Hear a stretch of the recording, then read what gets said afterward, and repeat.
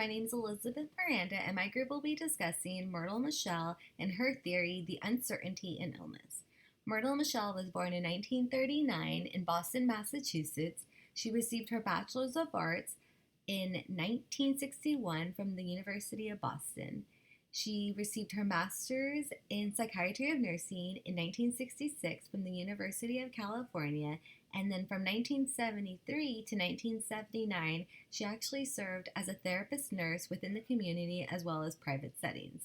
From 1976, she received her Master's of Arts from the University of California, which led her to graduate school, and actually graduated from Claremont, California, with her PhD in social psychology in 1988.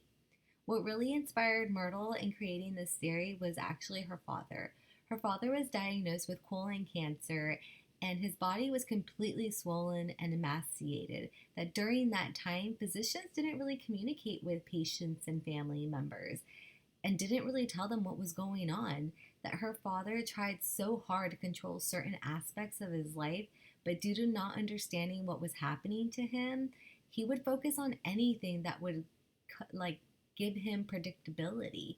Myrtle, to her, that feeling that her father was experiencing was not uncertainty, it was more ambiguity. Her dissertation research was actually supported by the National Research Service Award to help develop and test the Perceived Ambiguity in Illness Scale, which was actually published in 1981.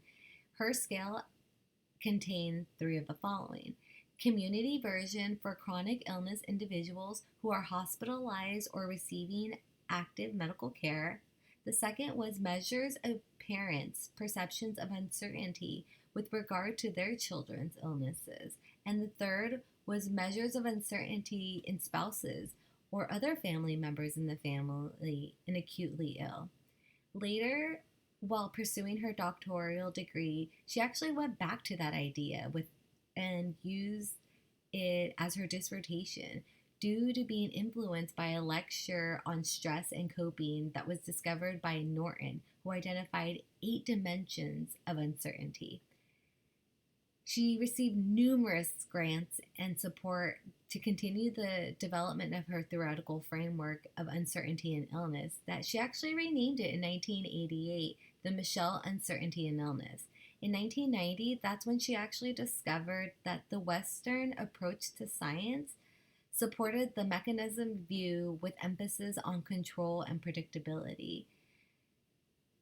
Her theory grew out of Michel's disrotation research with hospitalized patients using both qualitative and qualitative finding to generate the first conceptualization of uncertainty in context of illness. The extensive research begun in adults' experiences with uncertainty related to chronic and life-threatening illnesses. Now let's dive into the main concept.